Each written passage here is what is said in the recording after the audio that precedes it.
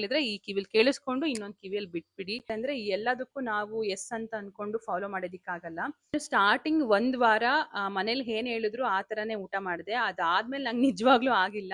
ಗೊತ್ತಿರುತ್ತೆ, C section ಆದ್ರೂ ಆಗ್ಲಿ, ನಾರ್ಮಲ್ ಡೆಲಿವರಿ ಆದ್ರೂ ಆಗ್ಲಿ, ಈ ಸೌಂಡ್ ಜಾಸ್ತಿ ಇಟ್ಕೊಂಡು ಡೋರ್ ಲಾಕ್ ಮಾಡ್ಕೊಂಡು ಆಕ್ಚುಲಿ ಕೆ ಡ್ರಾಮಾ ಅಡಿಕ್ಟ್ ಅಂತಾನೆ ಹೇಳ್ಬೋದು. ಅರ್ಧ ಗಂಟೆ ಮುಕ್ಕಾಲ್ ಗಂಟೆಗೂ ಕುಡಿಸ್ತಾನೆ ಇರ್ಬೇಕು. ಭ್ರಮೆ ಅಲ್ಲ, ಇದು ನಿಜ.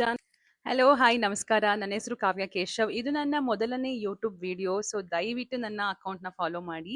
ಸೊ ನನ್ನ ಚಾನಲ್ನಲ್ಲಿ ನೀವೇನು ನೋಡ್ಬೋದು ಅಂದರೆ ನನ್ನ post mortem journey, weight loss journey ಹಾಗೂ ನನ್ನ ಹೆಲ್ತ್ ಆ್ಯಂಡ್ ವೆಲ್ನೆಸ್ ಜರ್ನಿ ಹೇಗೆ ನಡೀತಿದೆ ಅಂತ ವಿಡಿಯೋಸ್ ಮಾಡ್ತೀನಿ. ಹಾಗೂ ಅಚ್ಚು ಮತ್ತು ದಟ್ ಈಸ್ ಮೈ ಬೇಬಿ, ನನ್ನ ಮತ್ತು ಅಚ್ಚು ಲೈಫ್ನ ಕೂಡ ನಾನು ತೋರಿಸ್ತೀನಿ. ಸೊ ಮಿಸ್ ಮಾಡದೆ ನನ್ನ ಚಾನಲ್ಗೆ ಒಂದು ಸಬ್ಸ್ಕ್ರೈಬ್ ಕೊಡಿ.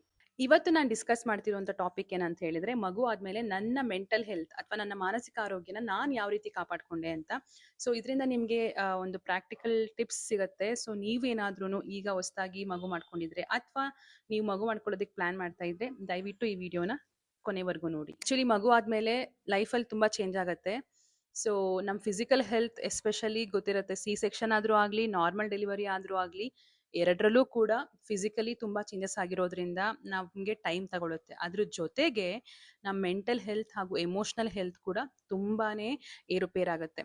ಸೊ ಏನಕ್ಕೆ ಅಂತ ಹೇಳಿದ್ರೆ, ಫಸ್ಟ್ ಆಫ್ ಆಲ್ ಡೆಲಿವರಿ ಆಗಿದ ತಕ್ಷಣನೇ ನಮ್ಮ ಹಾರ್ಮೋನ್ಸ್ ಎಲ್ಲ ತುಂಬಾ ಇಂಬ್ಯಾಲೆನ್ಸ್ ಆಗಿಬಿಡುತ್ತೆ. ಸೊ ಹಾರ್ಮೋನ್ಸ್ ಇಂಬ್ಯಾಲೆನ್ಸ್ ಆದಾಗ ಏನಾಗುತ್ತೆ ಅಂದರೆ, ನಮ್ಮ ಬ್ರೈನ್ ಕೆಮಿಸ್ಟ್ರಿ ಕೂಡ ಚೇಂಜ್ ಆಗುತ್ತೆ. ಸೊ ಗೊತ್ತಿಲ್ಲದಲೇ ನಮಗೆ ಮೂಡ್ ಸ್ವಿಂಗ್ಸ್ಗಳು ಬರ್ತಿರುತ್ತೆ, ಸುಮ್ಮನೆ ಬೇಜಾರಾಗ್ತಾ ಇರುತ್ತೆ.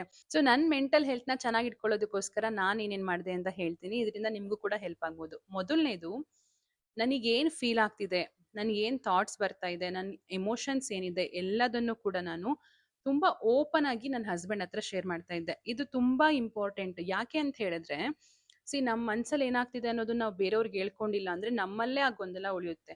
ಯಾರ ಹತ್ರ ಆದರೂ ಒಬ್ರ ಹತ್ರ ಆದರೂ ನಾವು ಶೇರ್ ಮಾಡಬೇಕು. ನಿಮ್ಮ ಹಸ್ಬೆಂಡ್ ನಿಮ್ಮ ಮನೇಲಿ ನಿಮ್ಮ ಜೊತೆ ಇಲ್ಲ ಅಂತ ಹೇಳಿದ್ರೆ, ನಿಮ್ಮ ತಾಯಿ ಹತ್ರ ಆದರೂ ನೀವು ಹೇಳ್ಕೊಬೋದು. ಬಟ್ ನನಗೆ ಗೊತ್ತು, ನಮ್ಮ ತಾಯಿ ಹತ್ರ ಎಲ್ಲದೂ ನಾವು ಹೇಳ್ಕೊಳ್ಳೋದಿಕ್ಕಾಗಲ್ಲ.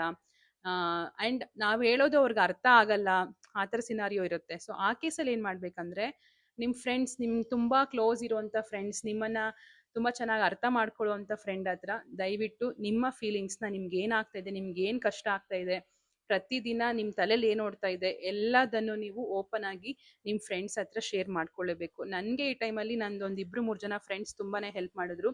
ಅವ್ರಿಗೆಲ್ಲ ಮೊದಲೇ ಮಗು ಆಗಿದ್ರಿಂದ ಸೊ ಅವ್ರ ಎಕ್ಸ್ಪೀರಿಯನ್ಸಸ್ ಕೂಡ ನನ್ನ ಹತ್ರ ಶೇರ್ ಮಾಡ್ಕೊತಾ ಇದ್ರು. ನಾನು ಹೇಳೋದು ಅವ್ರಿಗೆ ಕಂಪ್ಲೀಟಾಗಿ ಅರ್ಥ ಆಗ್ತಾ ಇತ್ತು. So I use to feel so relieved. ಅಪ್ಪ ಪರವಾಗಿಲ್ಲ, ನನಗೆ ಏನಾಗ್ತಾ ಇದೆ ಅನ್ನೋದು ಈ ಪರ್ಸನ್ಗೆ ಅರ್ಥ ಆಗ್ತಾ ಇದೆ, ಅಥವಾ ನನಗೆ ಆಗ್ತಿರೋದು ಏನೋ ಅದು ಭ್ರಮೆ ಅಲ್ಲ, ಇದು ನಿಜಾನೇ, ನನ್ನ ಬಾಡಿಲಿ ಏನಾಗ್ತಿದೆ, ನನ್ನ ಮೈಂಡಲ್ಲಿ ಏನಾಗ್ತಿದೆ ಅನ್ನೋದು ನಿಜಾನೇ ಅಂತ ನನಗೂ ಅನಿಸಿ ಸಮಾಧಾನ ಆಗ್ತಾ ಇತ್ತು. ಇನ್ನು ಎರಡನೇ ಪಾಯಿಂಟ್ ಏನಂತ ಹೇಳಿದ್ರೆ, ತುಂಬಾ ಮನೆಯಲ್ಲಿ ಬಾಣಂತಿಯರಿಗೆ ಅಂದ್ರೆ ಅವ್ರದೇ ಒಂದು ಓನ್ ಟ್ರೆಡಿಷನ್ಸ್ ಇರುತ್ತೆ ಅಥವಾ ಒಂದು ಸ್ಟ್ರಿಕ್ಟ್ ರೂಲ್ಸ್ ಇರುತ್ತೆ. ಸೊ ಈ ಜನರೇಷನ್ ಅಲ್ಲಿ ನನ್ಗೇನ್ ಅನ್ಸುತ್ತೆ ಅಂದ್ರೆ, ಎಲ್ಲದಕ್ಕೂ ನಾವು ಎಸ್ ಅಂತ ಅನ್ಕೊಂಡು ಫಾಲೋ ಮಾಡೋದಿಕ್ಕಾಗಲ್ಲ. ಅದಕ್ಕೇನಾದ್ರೂ ಒಂದು ಮೀನಿಂಗ್ ಇದ್ದು ಅಥವಾ ನನಗೆ ಅದು ಅರ್ಥ ಆಗ್ತಿದೆ, ಇದು ಮಾಡೋದ್ರಿಂದ ಹಿಂಗೆ ಹೆಲ್ಪ್ ಆಗುತ್ತೆ ಅಂದ್ರೆ ಮಾತ್ರ ನಾನು ಮಾಡ್ತಾ ಇದ್ದೆ. ಸೊ ನಾನು ಫುಲ್ ಫ್ರೆಂಡ್ಸ್ ಜೊತೆ ಜಾಲಿ ಆಗಿ ಮಾತಾಡ್ಕೊಂಡು ಹಂಗಿರೋಳು ಇವಾಗ ಒಂದು ಮೂಲೆಯಲ್ಲೇ ಕುತ್ಕೊಂಡಿರ್ಬೇಕು, ಅಲ್ಲೇ ಒಂದೇ ರೂಮಲ್ಲಿ ಅಲ್ಲೇ ಊಟ ಮಾಡಬೇಕು. ಸೊ ಇವಾಗ ನನ್ನ ಮನೆಗೆ ಫ್ರೆಂಡ್ಸ್ ಬಂದಾಗೂ ಕೂಡ ನಾವು ಅವ್ರ ಜೊತೆ ಮಾತಾಡೋಕ್ಕಾಗಲ್ಲ, ಅವ್ರ ಜೊತೆ ಸೇರ್ಕೊಂಡು ಊಟ ಮಾಡೋಕ್ಕಾಗಲ್ಲ ಅಂತ ಹೇಳಿದ್ರೆ ಅದು ನನಗೆ ತುಂಬಾನೇ ರಿಸ್ಟ್ರಿಕ್ಟಿವ್ ಅಂತ ಅನಿಸ್ತಿತ್ತು. ಸೊ ಹಾಗಾಗಿ ನಾನು ಇಲ್ಲ, ನನಗೆ ಹಂಗೆ ಕುತ್ಕೊಂಡು ಊಟ ಮಾಡೋಕ್ಕಾಗಲ್ಲ, ನಾನು ಹೊರಗಡೆನೇ ಊಟ ಮಾಡ್ತೀನಿ, ನಾನು ಹಾಲಲ್ಲೇ ಊಟ ಮಾಡ್ತೀನಿ, ಪರವಾಗಿಲ್ಲ, ನಂಗೆ ದೃಷ್ಟಿ ಆದರೂ ಪರವಾಗಿಲ್ಲ ಅಂತ ಹೇಳಿ ನಾನು ಅದನ್ನೆಲ್ಲ ಫಾಲೋ ಮಾಡ್ತಿರ್ಲಿಲ್ಲ. ಇದು ಪರ್ಸನ್ ಮೇಲೆ ಡಿಪೆಂಡ್ ಆಗುತ್ತೆ. ಸೊ ನಿಮ್ಮ ಮೇಲೆ ಡಿಪೆಂಡ್ ಆಗುತ್ತೆ, ನಿಮ್ಗೆ ಅದು ಇಷ್ಟ ಇದ್ರೆ ಹಂಗೆ ಮಾಡ್ಬೋದು. ಬಟ್ ನಿಮ್ಗೆ ತೀರಾ ಇದು ನನಗೆ ಸರಿ ಅನಿಸ್ತಿಲ್ಲ, ನನಗೆ ಈ ಥರ ಇರೋದಕ್ಕಾಗಲ್ಲ ಅಂತ ಅನ್ಸಿದ್ರೆ ಅದನ್ನ ಮಾಡಕ್ಕೆ ಹೋಗ್ಬೇಡಿ. ಇನ್ನು ಕಮಿಂಗ್ ಟು ಡಯಟ್, ಹೌದು, ಡಯಟ್ ಇದರಲ್ಲಿ ತುಂಬ ಇಂಪಾರ್ಟೆಂಟ್. ಹಂಗಂತ ನನಗೆ ಬರೀ ಅನ್ನನೇ ತಿನ್ನೋದು ಅಥವಾ ಬರೀ ಬೇಳೆ ಸಾರು ಅನ್ನ ಅದು ನನ್ಗೆ ಆಗ್ಲೇ ಇಲ್ಲ. ಸ್ಟಾರ್ಟಿಂಗ್ ಒಂದ್ ವಾರ ಮನೇಲಿ ಏನ್ ಹೇಳಿದ್ರು ಆ ಥರನೇ ಊಟ ಮಾಡಿದೆ. ಅದಾದ್ಮೇಲೆ ನಂಗೆ ನಿಜವಾಗ್ಲೂ ಆಗಿಲ್ಲ.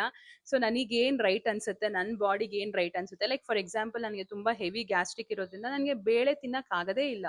ಬೇಳೆ ತಿಂದರೆ ಡೈಜೆಷನ್ನೇ ಆಗಲ್ಲ. ಸೊ ನಾನು ಬೇಳೆ ಕಟ್ಟು ರೈಸ್ ಅದು ತಿನ್ನೋಕ್ಕಾಗಲ್ಲ. ನನ್ನ ಬಾಡಿಗೆ ಏನು ಬೇಕು ನಾನು ಅದನ್ನೇ ತಿನ್ನಬೇಕು.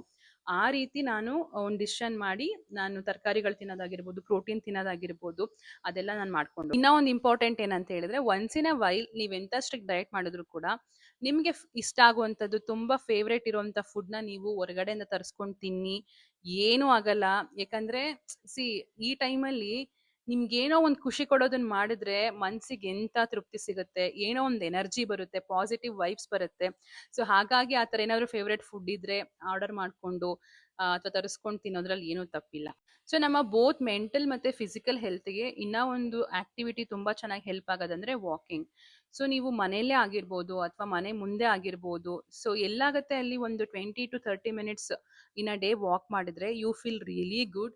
It's very good for the hormones also. And physical activity ಮಾಡಿದಾಗ ಹಂಗೇನೆ ಅಂದ್ರೆ ಗುಡ್ ಹಾರ್ಮೋನ್ಸ್ ರಿಲೀಸ್ ಆಗುತ್ತೆ. So you will get that energy. So ಇದನ್ನ ತಪ್ಪದೆ ಮಾಡಿ.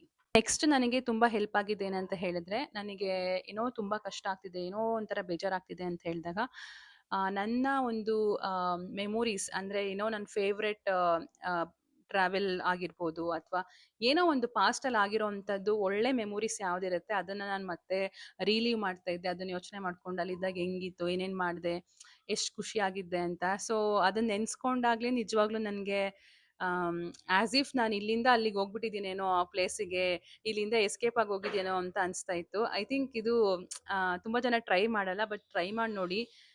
ನಿಜವಾಗ್ಲೂ ಒಳ್ಳೆ ಖುಷಿ ಕೊಡುತ್ತೆ. ಇವಾಗ್ಲೂ ನನ್ಗೆ ಅದ್ರ ಬಗ್ಗೆ ಮಾತಾಡ್ತಿದ್ರೆ ಮುಖದಲ್ಲಿ ಸ್ಮೈಲ್ ಬರ್ತಾ ಇದೆ. ಒಂದ್ ದಿನದಲ್ಲಿ ನಮ್ಗೆ ಅಂತ ನಾವು ಒಂದ್ ಸ್ವಲ್ಪ ಟೈಮ್ ಕೊಟ್ಕೊಳ್ಳೇಬೇಕು. ಹೌದು, ನಾವ್ ಯಾವಾಗ್ಲೂ ಬೇಬಿ ಜೊತೆ ಇರ್ಬೇಕು, ಬಟ್ ಬೇಬಿ ಮಲಗಿದ್ದಾಗ ಏನಾದ್ರೂ ಒಂದು ಆಕ್ಟಿವಿಟಿ ನಮ್ಗೆ ಇಷ್ಟ ಆಗುವಂಥದ್ದು ನಾವು ಮಾಡ್ಬೇಕು.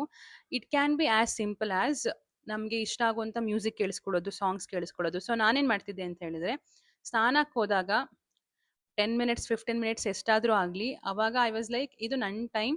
ಸೊ ನನ್ಗೆ ಇವಾಗ ಫೇವ್ರೆಟ್ ಸಾಂಗ್ಸ್ ಯಾವ್ದಿದೆ ಅದನ್ನ ಕೇಳಿಸ್ಕೊಂಡು ನಾನು ಎಂಜಾಯ್ ಮಾಡ್ತೀನಿ ಅಂತ ಹೇಳಿ ಸ್ಪೀಕರ್ ತಗೊಂಡೋಗಿ ಸೌಂಡ್ ಜಾಸ್ತಿ ಇಟ್ಕೊಂಡು ಡೋರ್ ಲಾಕ್ ಮಾಡ್ಕೊಂಡು ಸೌಂಡ್ ಆಚೆ ಬರ್ತಿರ್ಲಿಲ್ಲ ನನ್ನ ಪ್ರಕಾರ. ಸೊ ಹಾಡು ನಾನು ಹೇಳ್ಕೊಂಡು ತುಂಬಾ ಎಂಜಾಯ್ ಮಾಡ್ತಿದ್ದೆ. ಸ್ನಾನ ಮುಗಿಸ್ಕೊಂಡು ಆಚೆ ಬಂದ್ರೆ ನನ್ನ ಮೈಂಡೇ ಬೇರೆ ತರ ಇರ್ತಿತ್ತು, ಫುಲ್ ಖುಷಿಯಾಗಿರ್ತಿದ್ದೆ. ಸೊ ಇದನ್ನು ಕೂಡ ನೀವು ಟ್ರೈ ಮಾಡಿ ನೋಡ್ಬೋದು. ನಾ ಒಂದು ನನ್ಗೆ ಏನ್ ಹೆಲ್ಪ್ ಆಯ್ತು ಅಂತ ಹೇಳಿದ್ರೆ, ಸೊ ನಾನು ಆಕ್ಚುಲಿ ಕೆ ಡ್ರಾಮಾ ಅಡಿಕ್ಟ್ ಅಂತಾನೆ ಹೇಳ್ಬೋದು. ತುಂಬಾ ವರ್ಷಗಳಿಂದ ಕಾಲೇಜ್ ಡೇಸ್ ಇಂದನೂ ನಾನು ಕೆ ಡ್ರಾಮಾ ಜಾಸ್ತಿ ನೋಡ್ಕೊಂಡು ಬಂದಿದ್ದೀನಿ. ಮಗು ಆದಾಗೂ ಕೂಡ ಏನಂದ್ರೆ ನಿದ್ದೆನೇ ಇಲ್ಲ. ನಮ್ಮ ಪಾಪು ಅಂತೂ ಐ ಥಿಂಕ್ 3 4 months ಅವ್ನು ನಿದ್ದೆನೇ ಮಾಡಿಲ್ಲ. ನಾವು 1 hour ಕಂಟಿನ್ಯೂಸ್ ಆಗಿ ನಿದ್ದೆ ಮಾಡಿರೋದೇ ಹೆಚ್ಚು, ಅದು ಎಸ್ಪೆಷಲಿ ನೈಟ್ ಟೈಮಲ್ಲಿ. ಸೊ ಆ ತರ ಕೇಸ್ ಅಂದ್ರೂ ಕೂಡ ಅವ್ನು ನೈಟಲ್ಲಿ ಯಾವಾಗೋ ಮಲಗಿದ್ರು ಕೂಡ ಅವಾಗ ಮಲ್ಕೊಳ್ದಲೆ ನಾನು ಯಾವ್ದಾದ್ರು ಒಂದು ಕೊರಿಯನ್ ಡ್ರಾಮಾ ಒಂದ್ ಅರ್ಧ ಗಂಟೆ ಆದ್ರೂ ನೋಡ್ತಾ ಇದ್ದೆ. ಅದ್ ನೋಡಿದ್ರೆ ನನ್ ನಿಜವಾಗ್ಲು ಎಷ್ಟೋ ನೆಮ್ಮದಿ, ಏನೋ ಒಂಥರ ಖುಷಿ. ಸೊ ಅವಾಗ ನಿದ್ದೆ ಕಡಿಮೆ ಇದ್ರೂ ಪರವಾಗಿಲ್ಲ, ನಾನ್ ನೋಡ್ತಿದ್ದೆ. ಸೊ ನಿಮ್ಗೆ ಆತರ ಯಾವ್ದಾದ್ರು ಫೇವ್ರೇಟ್ ಸೀರೀಸ್ ಅಥವಾ ಮೂವೀಸ್ ಇದ್ರೆ ಅದನ್ನ ನೋಡಿ, ಇಟ್ ವಿಲ್ ಡೆಫಿನೆಟ್ಲಿ ಹೆಲ್ಪ್. ತುಂಬಾ ಇಂಪಾರ್ಟೆಂಟ್ ಇದು. ಏನಂತ ಹೇಳಿದ್ರೆ ನಮ್ನ ಅಲ್ಲ, ಎಸ್ಪೆಷಲಿ ಮಗು ನೋಡೋದಕ್ಕೆ ಯಾರ್ಯಾರು ಬರ್ತಾರೆ ಎಲ್ರೂನು ಪ್ರತಿಯೊಬ್ರು ಏನಾದ್ರೂ ಒಂದ್ ಸಜೆಷನ್ ಹೇಳೇ ಹೇಳ್ತಾರೆ. ನೀನ್ ಹಿಂಗ್ ಮಾಡ್ತಾ ಇದ್ಯಾ, ಹಿಂಗ್ ಮಾಡ್ಬೇಡ, ಹಂಗ್ ಮಾಡ್ಬೇಕು, ಅದ್ ಸರಿ ಇದ್ ತಪ್ಪು ಅಂತ ಹೇಳೇ ಹೇಳ್ತಾರೆ. ಎಲ್ಲಾ ಮನೇಲಿ ಆಗುವಂತದ್ದೇ ಇದು. ಸೊ ಇದ್ರಿಂದ ಆಕ್ಚುಲಿ ಜಾಸ್ತಿ ತಲೆನೋವು ಬರುತ್ತೆ, ತಲೆ ಕೆಟ್ಟೋಗುತ್ತೆ. ಹಾಗಾಗಿ ಎಲ್ರ ಸಜೆಷನ್ ನೀವು ಕನ್ಸಿಡರ್ ಮಾಡ್ಬೇಕು ಅಂತ ಇಲ್ಲ. ನಿಮಗೆ ಅವ್ರು ಹೇಳ್ತಿರೋದು ಏನೋ ಒಂದು ವ್ಯಾಲ್ಯೂ ಆಡ್ ಮಾಡುತ್ತೆ, ನಿಮ್ಗೆ ಅದು ಹೆಲ್ಪ್ ಆಗುತ್ತೆ ಅಂತ ಹೇಳಿದ್ರೆ ಅದನ್ನ ನೀವು ಮಾಡಿ. ಇಲ್ಲ ಅಂತ ಹೇಳಿದ್ರೆ ಈ ಕಿವಿಲ್ ಕೇಳಿಸ್ಕೊಂಡು ಇನ್ನೊಂದ್ ಕಿವಿಯಲ್ಲಿ ಬಿಟ್ಬಿಡಿ. ಇದ್ರಿಂದ ಆಕ್ಚುಲಿ ಮೆಂಟಲ್ ಹೆಲ್ತ್ ತುಂಬಾನೇ ಚೆನ್ನಾಗಾಗುತ್ತೆ. ಇನ್ನ ಒಂದ್ ಏನ್ ಟಿಪ್ ಅಂತ ಹೇಳಿದ್ರೆ, ನಮ್ಮ ಮನೆಯಲ್ಲೂ ಕೂಡ ಮಗು ನೋಡ್ಕೊಳ್ಳೋದ್ರಲ್ಲಿ ಒಬ್ರೊಬ್ರದ್ದು ಒಂದೊಂದು ಒಪಿನಿಯನ್ ಇರುತ್ತೆ. ಅಂದ್ರೆ ಅವ್ರ ಮಗುನ ಹೇಗ್ ನೋಡ್ಕೊಂಡಿರ್ತಾರೆ, ಅದ್ರ ಮೇಲೆ ಎಲ್ರು ಏನಾದ್ರೂ ಒಂದು ಎಕ್ಸ್ಪೀರಿಯನ್ಸ್ ಹೇಳ್ತಾರೆ, ಅಥವಾ ಹಿಂಗ್ ಮಾಡು ಹಂಗ್ ಮಾಡು ಅಂತ. ಸೊ ಎಲ್ರದ್ದು ನಾವು ಒಪಿನಿಯನ್ಸ್ ಕೇಳಿಸ್ಕೊಂಡು ನಮಗೆ ಕನ್ಫ್ಯೂಷನ್ ಆಗುತ್ತೆ. ಹಾಗಾಗಿ ಏನ್ ಮಾಡ್ಬೇಕಂತ ಹೇಳಿದ್ರೆ, ನಮ್ಮ ಮಗುಗೆ, ನನಗೆ, ನನ್ನ ಹಸ್ಬೆಂಡ್ಗೆ ಏನ್ ಸರಿ ಅಂತ ಅನ್ಸುತ್ತೆ ಅದನ್ನ ನಾವು ಡಿಸ್ಕಸ್ ಮಾಡಿ ನಮಗ್ ಸರಿ ಅನ್ಸೋದನ್ನೇ ಮಾಡ್ಬೇಕು. ಇದ್ರಿಂದ ಆಕ್ಚುಲಿ ಎಷ್ಟೊಂದು ಕನ್ಫ್ಯೂಷನ್ಸ್ ಆಗಿರ್ಬೋದು, ತಲೆನೋವು ಕಡಿಮೆ ಆಗುತ್ತೆ. ಕೆಲವೊಂದ್ಸಲ ತುಂಬಾನೇ ಕಷ್ಟ ಅನ್ಸ್ದಾಗ, ಎಸ್ಪೆಷಲಿ ಐ ಥಿಂಕ್ ನನಗೆ ಫಸ್ಟ್ ಸ್ಟಾರ್ಟಿಂಗ್ 2 3 months ಅಲ್ಲಿ ಬ್ರೆಸ್ಟ್ ಫೀಡಿಂಗ್ ತುಂಬಾ ಅಂದ್ರೆ ತುಂಬಾ ಕಷ್ಟ ಅನ್ಸ್ತಿತ್ತು. ಯಾಕಂದ್ರೆ 2 hours ಒಂದ್ಸಲ ಕೊಡಿ ಅಂತ ಡಾಕ್ಟರ್ ಹೇಳಿದ್ರು ಕೂಡ ದೇರ್ ವಾಸ್ ಅ ಟೈಮ್ ಅವಾಗ ಅಚ್ಚು ಅಂದ್ರೆ ಕ್ಲಸ್ಟರ್ ಫೀಡಿಂಗ್ ಮಾಡ್ತಾ ಇದ್ದ. ಅರ್ಧ ಗಂಟೆ 3/4 ಗಂಟೆಗೂ ಕುಡಿಸ್ತಾನೆ ಇರ್ಬೇಕು. ಇವಾಗಿನ ಕುಡಿಸಿ ಅವನಿಗೆ ಬರ್ಪ್ ಮಾಡಿಸಿರ್ತೀವಿ, ಒಂದ್ ಸ್ವಲ್ಪ ಹೊತ್ತಾಗಿರುತ್ತೆ, ಅಷ್ಟೊತ್ತಿಗೆ ಮತ್ತೆ ಅಳೋನು. ನನಗೆ ಹೆವಿ ಬ್ಯಾಕ್ ಪೇನ್ ಇದ್ದಿದ್ರಿಂದ ಬ್ಯಾಕ್ ಟು ಬ್ಯಾಕ್ ಫೀಡಿಂಗ್ ಮಾಡೋದು ತುಂಬಾ ಕಷ್ಟ ಆಗ್ತಾ ಇತ್ತು.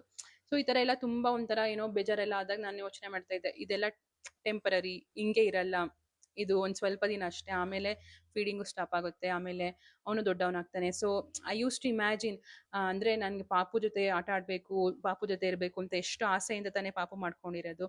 ಸೊ ಈ ಕಷ್ಟಗಳೆಲ್ಲ ಟೆಂಪರರಿ. ಇದೆಲ್ಲ ಆದ್ಮೇಲೆ ಇಮ್ಯಾಜಿನ್ ಮಾಡ್ಕೋ, ಪಾಪು ಸ್ವಲ್ಪ ದೊಡ್ಡವನಾದ್ಮೇಲೆ ಅವನ ಜೊತೆ ಎಲ್ಲ ಎಷ್ಟು ಚೆನ್ನಾಗಿ ಟೈಮ್ ಸ್ಪೆಂಡ್ ಮಾಡ್ಬೋದು, ಎಂತೆಂತ ಒಳ್ಳೆ ಮೆಮೊರೀಸ್ನ ಕ್ರಿಯೇಟ್ ಮಾಡ್ಕೋಬಹುದು ಅಂತ ಆ ಸ್ಟೇಜ್ಗಳನ್ನ ನೆನೆಸ್ಕೊಂಡು ಆಕ್ಚುಲಿ ನನ್ಗೆ ಅದೊಂಥರ ಏನೋ ಅಶ್ಯೂರೆನ್ಸ್ ಕೊಡ್ತಾ ಇತ್ತು, ಅದೊಂಥರ ಖುಷಿ ಕೊಡ್ತಿತ್ತು. ನೀವು ಟ್ರೈ ಮಾಡಿ ನೋಡಿ. ಸೊ ಇಷ್ಟ ಆಗಿತ್ತು ನಾನ್ ಫಾಲೋ ಮಾಡಿದಂತಹ ಟಿಪ್ಸ್ ನನ್ನ ಪೋಸ್ಟ್ ಪಾರ್ಟಮ್ ಜರ್ನಿಯಲ್ಲಿ. ಐ ಹೋಪ್ ಈ ಟಿಪ್ಸ್‌ಗಳು ನಿಮ್ಗೂ ಕೂಡ ಹೆಲ್ಪ್ ಆಗತ್ತೆ ಅಂತ. ಸೊ ಮಿಸ್ ಮಾಡದೆ ಈ ವಿಡಿಯೋನ ನಿಮ್ಗೆ ಗೊತ್ತಿರೋಂಥ ಮಾಮ್ಸ್‌ಗೆ ಅಥವಾ ಪ್ರೆಗ್ನೆನ್ಸಿ ಪ್ಲಾನ್ ಮಾಡ್ತಾ ಇದ್ರೆ ಅವ್ರಿಗೂ ಕೂಡ ಇದನ್ನ ಶೇರ್ ಮಾಡಿ. ಅಂಡ್ ಮಿಸ್ ಮಾಡದೆ ನನ್ನ ಅಕೌಂಟ್‌ನ ನನ್ನ ಈ ಹೊಸ ಚಾನೆಲ್‌ಗೆ ಸಬ್ಸ್ಕ್ರೈಬ್ ಕೊಡಿ. Thank you so much.